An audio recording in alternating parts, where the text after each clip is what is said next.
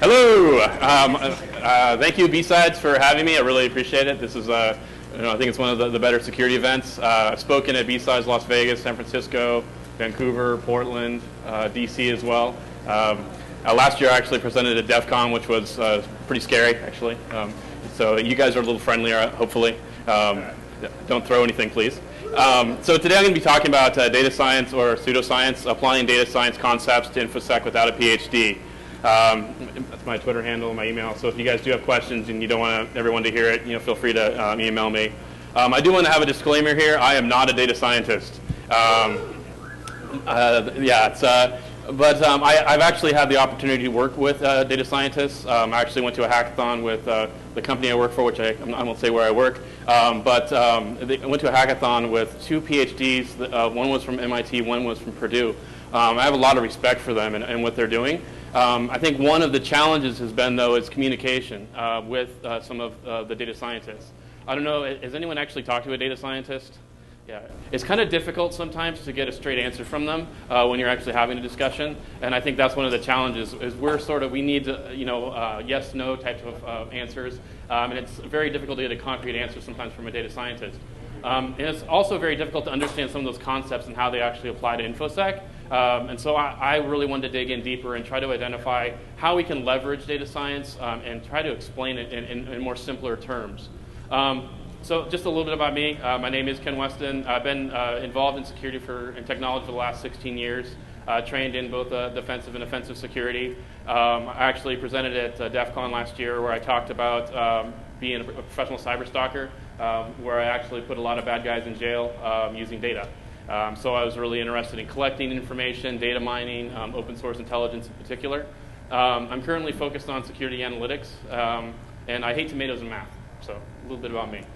At DEF CON, I presented about how I can actually mine information and track criminals. So I've been really interested in data for quite a long time. And when it comes to information security, particularly when it comes to the network, there's a lot of data that we have available to us. It starts at the endpoint. We had that with AV. We expand that out. Now we have network security intelligence where we're looking at IDS, firewalls. We started actually doing correlation rules, fairly simple, your SIM use case. Then we started incorporating threat intelligence, and now we're dealing with even more information, more complex correlations. Does anyone here actually write rules for your SIM? Okay. Does anyone here like writing rules for your SIM? There's always one. All right. But from this, it's really great for us when we start actually doing these correlations, because we learn a lot more about who's attacking us. Particularly with some of the threat intelligence stuff that's been coming through with Styx and Taxi, we're able to share a lot more information. But it's really difficult to write those correlation rules, and sometimes we can't actually identify all those different patterns, particularly when we talk about zero-day threats. And I'll talk about particularly around insider threat or advanced adversaries, usually when you're dealing with compromised credentials and things like that. So when it comes to data science, I'm going to be focusing mostly on machine learning because that's kind of the area of interest right now. I was really excited actually to see that there's a lot of machine learning talks at B-Sides, and I'll kind of list some of those at the end. I highly recommend you take a look at some of those. And my goal here is to have you guys have a basic understanding of machine learning and data science concepts so that when you go there, you guys will be experts. I really like this. This is actually from an internal Google document where they're talking about leveraging machine learning. So apply machine learning like the great engineer you are, not like the great machine learning expert you aren't. Right? So what we can actually do is we can leverage things like machine learning, but we don't have to be data scientists ourselves. I'll walk through how some of those models get created in the process, and you guys will sort of understand why you don't want to spend your time doing that. There are a lot of tools out there, a lot of more things like UBA type tools, and I'll talk a little bit about that, how they work, that you can actually leverage. But you also need to have an understanding of some of those terms, particularly when you're buying a machine learning product. Sometimes there's what I call data Scientology that's actually happening. Particularly when we're talking about with the marketing terms. When you guys are walking the floor of Black Hat, probably this year in RSA, you're going to hear a lot about machine learning. And a lot of times, some of these security tools aren't actually using machine learning. They're just doing advanced correlations or maybe some statistics. So I'm going to walk you guys through, and you'll understand some of the terms. Understand the difference between unsupervised versus supervised, so that when these vendors come up to you, you can ask those kind of questions. What sort of machine learning are you guys leveraging? What sort of graphs? How does this work? Because I think it's really important for us to understand how those black boxes function. Just an example of some of I did a little word cloud. These are all the different terms I saw around data science, and it's really confusing. There's just a lot of kind of word soup. I'm going to start a little bit with big data because that's sort of how the data science got started. And this is the definition I looked up. And I really thought this was funny because if you look at the actual example sentence here, they say of how to use the big data in a sentence, right? So much IT investment is going towards managing and maintaining big data. So it's not talking about the value that you're actually getting out of leveraging big data, but it's always about the cost, right, of collecting this information. And so that's what I also have here. Is let's solve this problem by using big data that none of us have the slightest idea what to do with. And I see this time and time again. I'm even seeing CISOs do this with some of the customers I go in and talk with. They start collecting a lot of information. They think that they're going to use this information at some point. But what they end up doing is just storing that information. And a lot of times that data becomes a liability, particularly when you have log data in there. You might have credit card information. You're actually opening yourself for a lot more liability as a result of that. And sometimes IT guys don't quite understand that. So that's when, with big data, we're talking about when the shark actually jumps you. Big data was a big buzzword, and so a lot of IT organizations started gathering this information.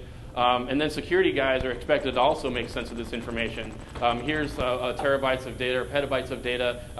What threats can you guys find in this information? And that's really difficult to do, particularly when it comes to security. There's a lot of insight that we can actually get from big data, from information. But the trick is, whether it's security or not, is actually identifying and asking the questions, what do we want to do with this data? What sort of data sources do we want to actually do to accomplish this? We don't necessarily have to grab every single possible piece of data to bring it into the environment. And with security, it's not just big data. So if you're actually doing NetFlow, full packet capture, we've been doing big data for a long time in security. All of our tools are very noisy. They generate a lot of machine data. And when we're dealing with security, we're actually dealing with morbidly obese data in a lot of ways, right? It's almost sometimes ridiculous how much information we're actually dealing with. And sometimes it's good to sort of narrow the focus, identify key data sources, and what sort of reports we're going to actually generate from that. What sort of threats are we actually looking for? I'll be the first to say that I believe that all data is security relevant, right? But not necessarily all pieces of that data. You're going to want to look for time series information, timestamps, IP addresses, and things like that. But you don't necessarily need the entire the contents of a log event, for example.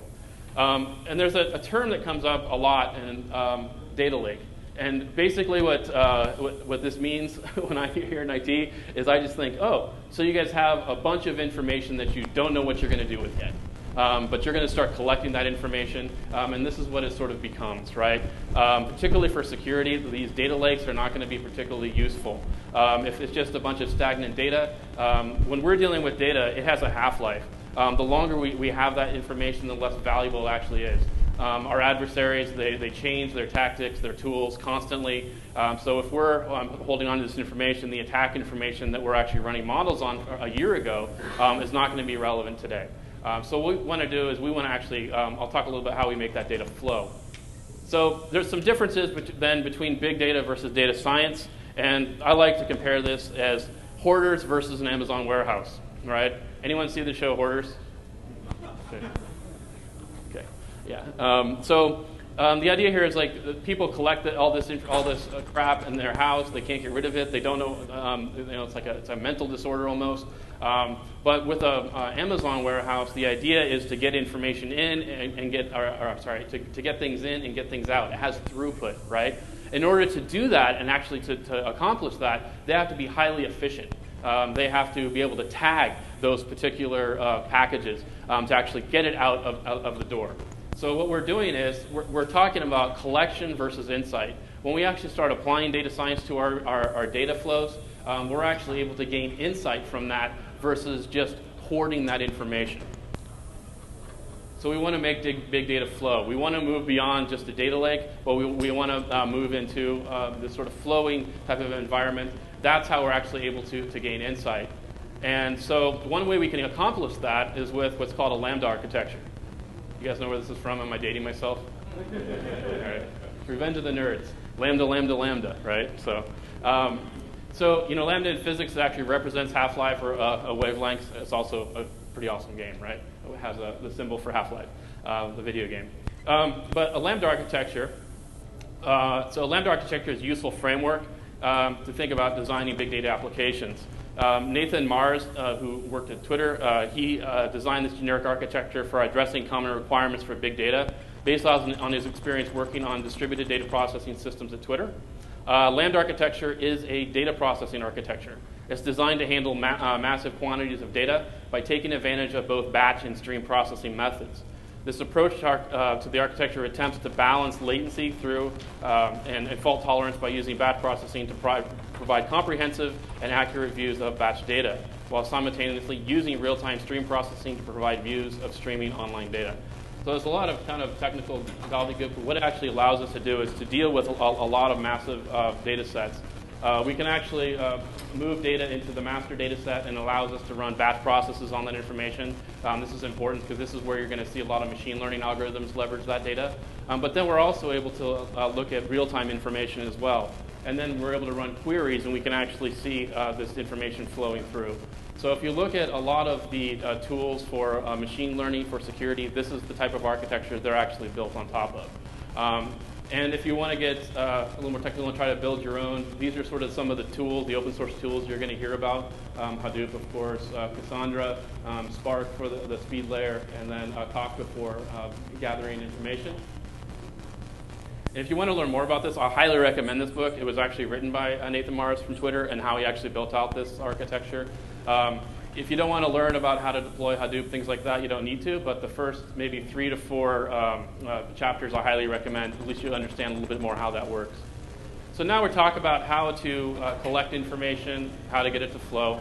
So now I want to go into a little bit more on the actual data science part. So data science, how does it work? So this is by Drew Conway. It's a Venn diagram, the data science Venn diagram, where he kind of talks about all the different skill sets that actually are important for data science. The hacking skills are not necessarily trying to hack into networks, things like that we're familiar with. It's actually more just command line skills, right? The ability to collect and manipulate and extract data, and how to manipulate the text files of the command line is important. Math and statistics knowledge. That's where I get a little scared sometimes. Some of the guys that are in data science, they're just wizards when it comes to this. Understand math and statistical methods, which requires at least a baseline familiarity with some of the tools. And I'll talk about some of the tools as well. Something of experience. I think this is a really important factor. This is where there's a bit of a disconnect when it comes to using data science, machine learning, and security. Let's just say there's a report that maybe is out there, and there's this report that's really popular. It talks about all the vulnerabilities that are actually that are targeting organizations. Here's the top 5 vulnerabilities. One of them might have been a freak, right? But the problem with that data was it actually came from some data scientists, and they actually were able to pull this information from IDS and vulnerability management applications. But they didn't quite realize is that there's a lot of false positives in that data.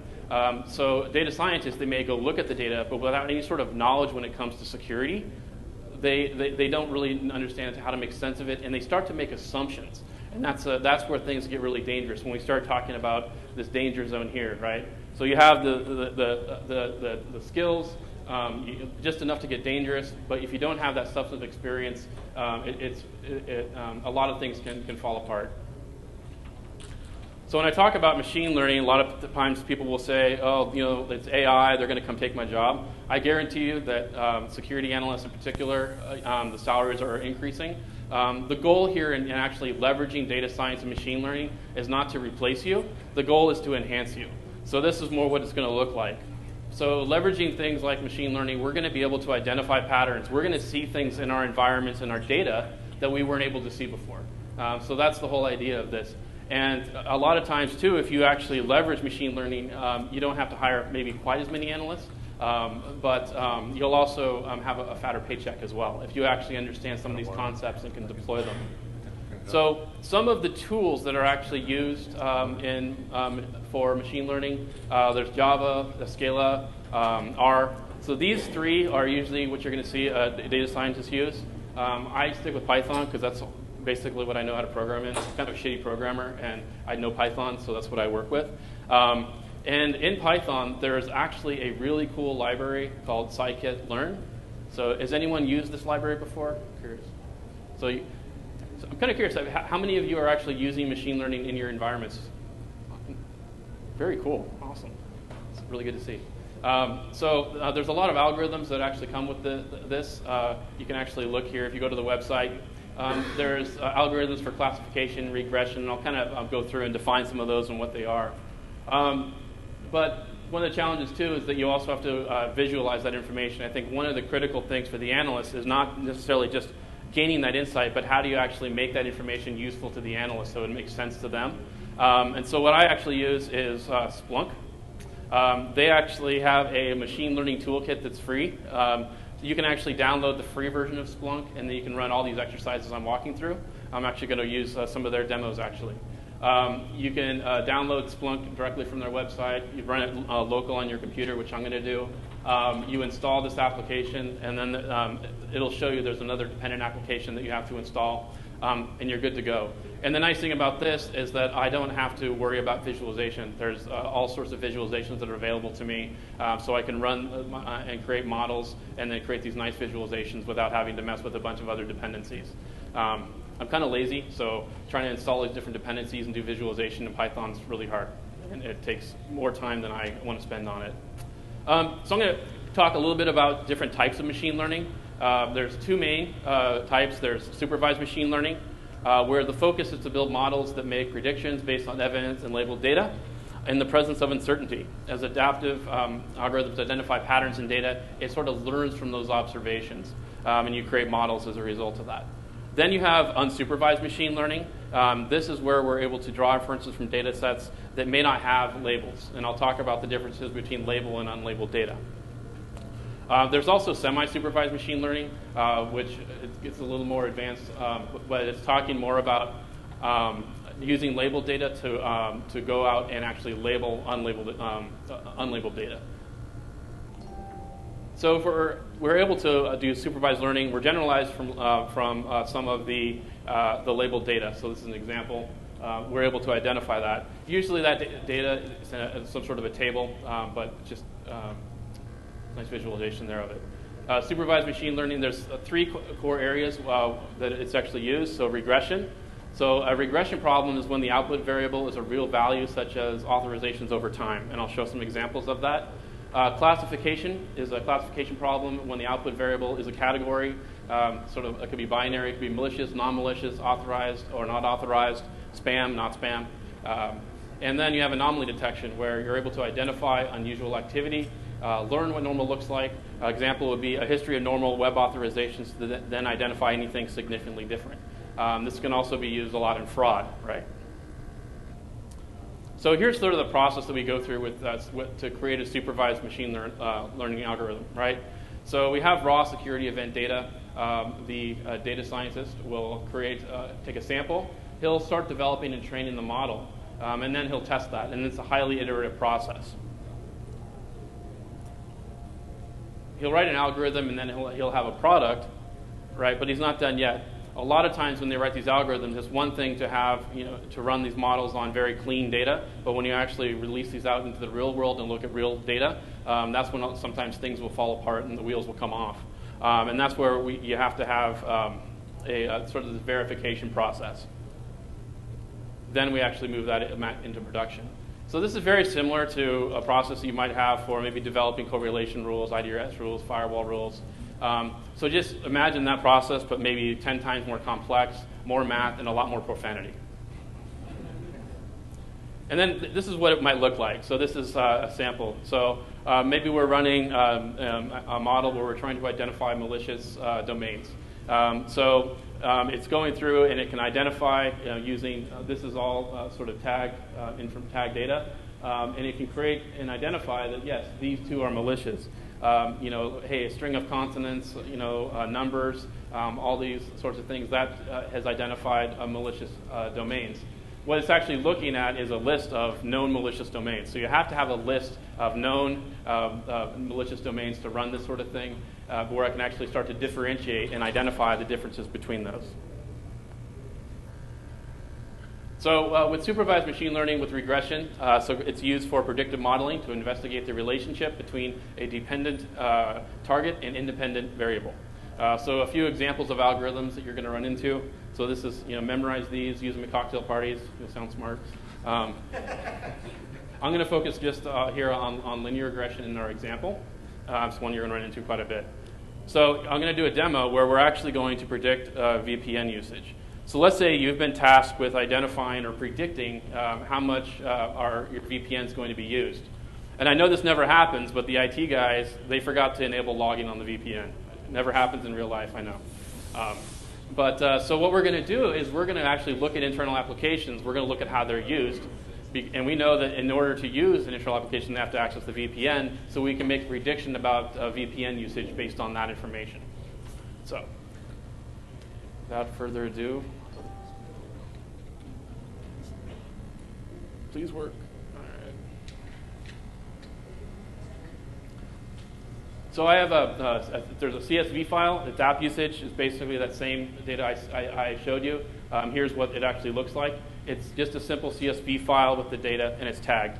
So I have CRM, I have Cloud Drive, ERP expenses. So what I'm actually doing here is I'm bringing in the CRM, the Cloud Drive, HR, and webmail. I'm going to use those for my prediction.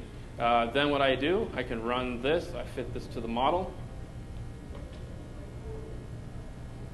Takes a bit to run. And this maps it out to me. So remember what I talked about why I use Splunk for the visualization, right? This is super simple. This is built into the app, so I don't have to create the visualization. It actually plots it out. So what it's doing is actually showing the VPN usage based on the usage of these applications. So we can start to make predictions based on that.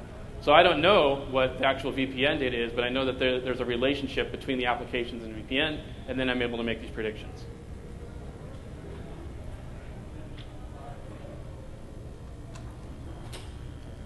So another one is with machine learning classification. So in classification, we have data that we want to sort into predetermined categories. So I'm going to be using binary classification. So it's a little bit different than some other ones where we're actually looking at yes, no, or true, false.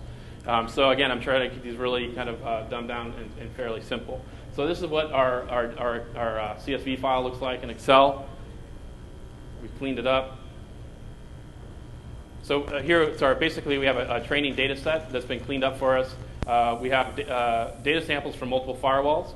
Some of the firewalls we know are affected by malware and have critical vulnerabilities.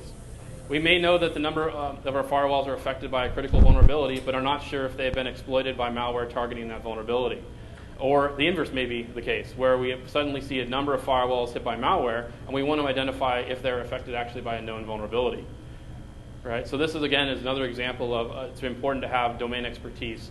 So what we're seeing is there's a slight anomaly in the data that hints at malware behavior. Then we add a particular host has known vulnerabilities to actually make a prediction. So I'm going to do example, demo gods. So in classification, we have data that we want to sort into predetermined categories. So I'm going to click on this. Work. So here I'm bringing in that firewall traffic CSV data. So here what I've done, I'm going to be predicting is this firewall affected by malware? So some of the fields I'm bringing in is bytes received, bytes sent, destination port, if it has a known vulnerability or not. Maybe this is coming from our vulnerability management tool. Packets received, packets sent. I can then run and fit my model.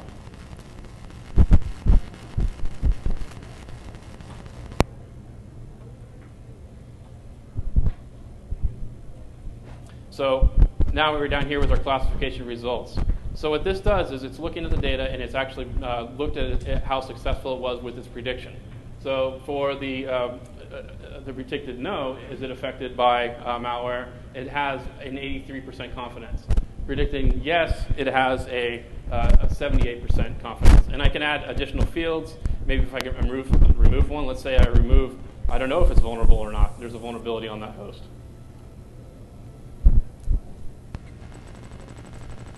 So it takes a little run to process here. So here we have the ability to predict is at 90%, but with our no, there's not really confidence. It's about 50-50.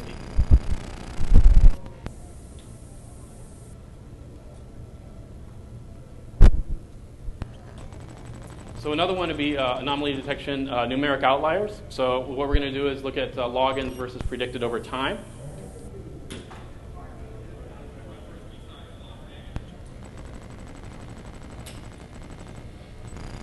So here we have our logins page. We're actually have cleaned up that data. We've loaded it in. So what we want to do is identify any sort of anomalies that are outside the norm. It sort of establishes this baseline.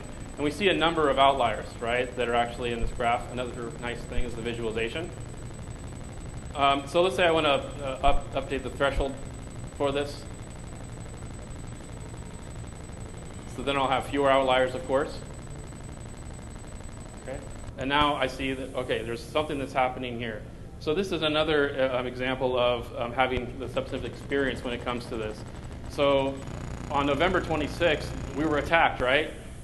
All of a sudden, we had a bunch of people logging into our e-commerce website, and they're trying to hack us, right? No? Black Friday, right? So there's this sort of thing that the machines, they don't know about Black Friday. They don't know about holidays. So you would have to go through and train the model, and you would add some more additional exceptions and things like that to the model so it understands that. Or maybe this comes through, you pass this to your incident responders, and it's a false positive. So this is just a few examples of actually supervised machine learning. So as you can see, it's a lot of work to go through this process. You're actually creating these models, making assumptions. You're looking at the data. You're constantly tweaking it. It takes quite a bit of work. And I have a lot of respect for the folks that actually leverage this. Now I'm going to talk about unsupervised machine learning. So unsupervised machine learning is where you have no labels in the data. So we had nice columns of information before with our supervised machine learning. With this, we don't know. A good example of this is, I think a good analogy is Netflix. So when we're looking at movies, we know, hey, there's romance, action, right? Those are things, that's a good example of supervised machine learning. Things we're telling the system, and we're categorizing that. With unsupervised machine learning, it's more like, okay, well, maybe things we don't know about. Identifying, well, did you know that girls between 12 and 30 like Renee Zellweger types of movies? It maybe not always rom-com, but there's a lot of insight that people like Netflix can actually gain from that as a result of it, maybe for marketing purposes and things like that. But we can also do that with our adversaries, particularly when we're talking about user behavior, and we'll show some examples of that. We can actually identify anomalies within our environment. So unsupervised machine learning is the general understanding of the present data by discovering hidden patterns. So in contrast, again, to supervised learning, we are working with the data that is not marked or indicated by labels. And here are some examples, again, of some algorithms that you're going to hear about. Again, use these cocktail parties. You sound smart. The most popular one you're going to hear about is k-means, and that's what most folks use to actually identify those clusters. The unsupervised machine learning process looks a little simpler. You have raw security data, you have an algorithm, and then it has this sort of automated clustering. And primarily where this is going to be used is going to be it's called UEBA. It used to be called just UBA, but Gartner changed that. Now it's User Entity Behavior Analytics. And really it's used a lot for identifying authorized, unauthorized users, using authorized credentials, doing unauthorized things. So this is an area of security that's very difficult for SIMs to track. SIMs are really good at knowing about known threats, incorporating threat intelligence, maybe bringing in IDS signatures and things like that. But what about attacks that don't have those signatures, compromised credentials, or if someone is using advanced malware to get into your organization, or you have an insider, a malicious insider who's accessing data they shouldn't. So a couple of interesting use cases that the UBA helps with is account takeover, so privileged account compromise, data exfiltration. When you have lateral movement within a network as well, it's good at detecting that. Any sort of suspicious activity, malware attacks, botnet, command and control, especially like things like ransomware, where the C2 infrastructure is constantly changing. You can't necessarily rely just on threat intelligence, particularly with some of the more sophisticated ransomware that's coming out. You also do user entity behavior analytics as well. So suspicious behavior by accounts or devices. So it can be compromised credentials or it can be compromised systems. So I really like this. SANS, about a few months ago, they had this, it was a summit for incident response and threat hunting.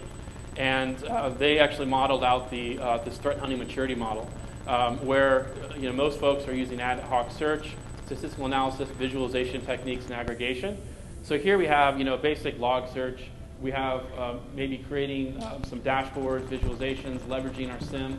Right? We have maybe even up to some advanced correlations. And then what we're starting to see is more machine learning and data science being leveraged. And they actually polled them, the people that are in attendance, and this is what it worked out to. At least 85% are using search. You kind of have to have that.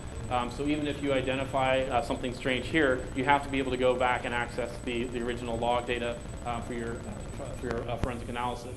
Statistical analysis, about 55%. Visualization techniques are around 50%. So 32% are leveraging something in this machine learning data science area. Either they're doing it directly themselves or trying to, or they're using a tool, an existing security tool that maybe has an add-on, or like what we saw with an app. All right, who is this guy? That's right, Kasparov. So why is he famous? Right. He's not famous because he's a good chess player. He's famous because he got his butt kicked by a computer, right? What's interesting is that Kasparov, after he did get beat by a computer at chess, they actually did some additional exercises where they actually did what they called freestyle chess.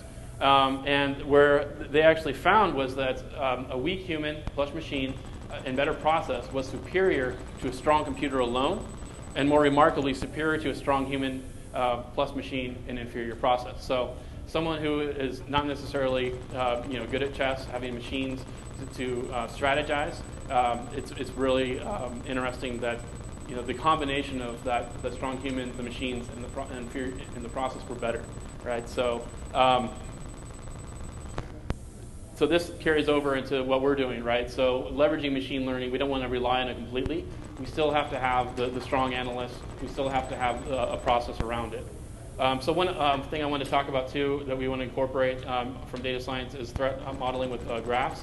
So I'll show some examples of this, but graph-based threat computation, where we're actually able to build graphs of anomalies and detect neighborhoods of anomalies that indicate that there's malware activity. We're able to do multiple internal nodes beaconing, as an example, to the same IP address. It's geared towards detecting malware and those types of threats. We also have pattern-based computation, where we actually compute threat based on patterns that can be observed over sets of anomalies. So this is where, when you actually are identifying anomalies within the environment, we want to map that to the threat models. That's where the substantive experience comes in. So this is what the UBA model looks like. So what we're doing is we're bringing in raw security data. We're running machine learning. And a lot of these, like UBA tools, it'll use a combination of unsupervised machine learning, statistical analysis, a lot of other components and algorithms that will actually be leveraged to actually identify those anomalies. They can even incorporate things like threat intelligence data. So a lot of the data that you're already collecting and using in your SIM, you can actually bring into these systems, and it'll start to identify some of those anomalies. Then what we do is using the graph mining concept. So here we use anomalies graph on entity relationships. What that'll actually do is it'll start to score and it'll look for connections in those anomalies. And then from that, what we have is what I call anomaly chains. We actually do is identify the threats, right? So now what we're doing is, for example, is we see an anomaly from a strange IP address. We see something on an endpoint that connected to that IP address. And we're able to see that, hey, there's a registry change, and then we see some beaconing activity out to another IP address or something else, right? So now what we're able to do is, it's not just an anomaly, something strange that happened, because if you go chasing those anomalies, you're going to spend a lot of time. You think, firewalls and IDS false positives were a pain. If you go chasing anomalies, it's almost a dead end a lot of times. And that's actually been a challenge with some of the early UVA types of tools, is that people would get these anomalies and they wouldn't have the information to do anything with it. Okay, something strange happened. What does this mean within my environment? I don't understand, right? But when we start to chain them together and we actually identify those threats, it's going to make a lot more sense to the analyst. So then we map that to threat models. So we may map it to lateral movement, right? So beaconing, or all the different threat models that we would consider in our organization. We start to map those anomalies. Does this look like lateral movement? Does this look like beaconing? Land speed violation. You guys know what that is? The Superman problem. Basically, if I log in here from Las Vegas and then all of a sudden I log in from Moscow, there's no physical way I can actually be in two places at once, right? So those are based off GeoIP, things like that. And then what we're doing is we map that, of course, the HCI component, like the human component, where we actually can map those threat models when we do the visualization, where let's map that to the Lockheed Martin kill chain. So if we're talking about this particular case here, is like, hey, we see where the actual, where they actually got in. We see that there was some lateral movement where they were actually collecting data. And then we see that, hey, there was an exfiltration event. And we can actually map that out and visualize it for the analyst. And then we can also go in and do forensic artifacts. We gather other information. So now the analyst can not only identify that there's a threat, he sees the connection, he can also dig deeper and actually look at those events and either pass that off to someone else to go and remediate those systems, or identify that we have a larger problem. This is part of a larger attack as well. And also threat and risk scoring, things like that. So that is it for my presentation. Since you guys all sat in for almost like 40 minutes of a talk on data science, I'm giving you guys your doctorate of divinity in data science.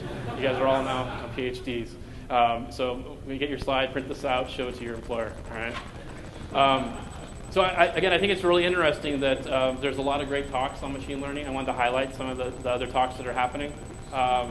This one here, Joe Sade and Rod Soto, they're friends of mine. I really recommend taking a look at that one.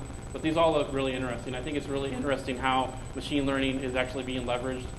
It's gone from something that was sort of theoretical to some of the tools I'm seeing actually identifying some of these threats.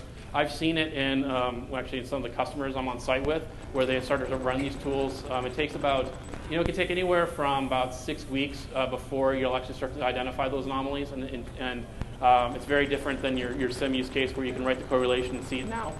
It takes about 6 weeks or so for it to actually learn what normal is in the environment. But it's really interesting. Even highly sophisticated security organizations where their maturity is very high, they have very good correlation rules, they're able to identify a lot of threats, they're finding things that they wouldn't have seen before, right? So I believe that machine learning isn't going to replace your existing security best practices. It's not going to replace your SIM. But again, just like it's going to enhance the analyst, it's going to enhance your security program. You're going to identify threats you didn't see before. Another thing I found too is that you'll start to look at anomalies, right? So the SOC's going to look at the threats. They're going to look at the chain of anomalies, whereas your hunters, they might actually go dig into those anomalies specifically, because a lot of times what they'll find is that, is this something that maybe one of our correlation rules in our SIM should have picked up? And sometimes it's yes. So it'll allow them to also go through and fine-tune some of those their correlation rules as well. So. And that is it for my talk. A little bit early. I'm on Twitter at kweston. Feel free to email me. Death threats, whatever works. I guess we have a little bit of some time for questions. I hope you guys don't get too technical on me, because again, I'm not a data scientist. So, any questions? If you're going to use a question, please use the microphone up here, since we're recording this, so that other people will benefit from your answers.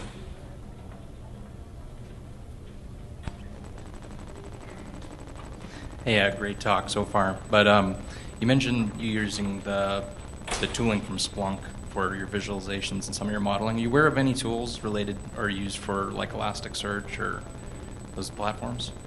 I haven't seen any for machine learning. Does anyone else? Is anyone using Elastic and machine learning? Anyone using Elastic and machine learning? Elasticsearch is really more kind of the interface for data than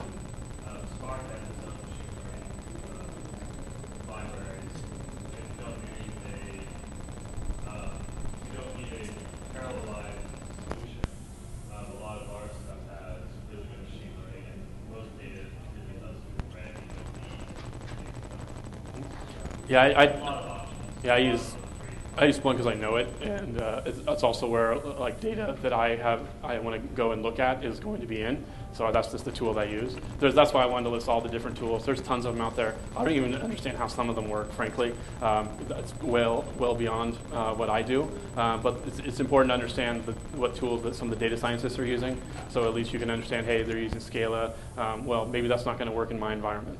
I think Elastic on their website has a blog post about how to do machine learning on Windows. Okay. Yeah, actually, that's what I was going to say. If you're doing a lot of data scientists with like Python, IPython notebook, everybody's familiar with that, and now there's this thing called Jupyter Notebook that's kind of like the same thing, and you can do a lot of really cool visualizations with that as well. Yeah, and it's great too. Like I'm just experimenting and learning how these things work. I'm never going to become a data scientist myself. I don't have the time, but I'm more of the security analyst. But I still want to understand how things work, right? I don't just want to trust that, hey, use data science. It's a black box. It's going to solve all your security problems. I want to understand the differences between the different algorithms, at least so I can have a conversation with folks when we actually look at some of this data. It's also good, I think, to be able to understand some of those basic concepts. So when you actually go get funding for some of these tools, well, how does it work? Well, here's how we can actually identify new threats and things like that. So it's not necessarily important where the data is and how it's stored. You can use Elastic. You can use any sort of other data source. Like I'm just using CSV files, right? But the important thing is it's just more around the general concepts, I think. So because there were no other questions, I just wanted to make a quick comment that there's a project that I'm working on that almost is exactly that Lambda architecture slide that you had and the components and things like that. It's a new Apache project called Metron, so if people want to play. Metron? Cool. Yeah. Thanks. Great. So any more questions? Well, thanks a lot. I really appreciate it. Thanks for having me. Appreciate it.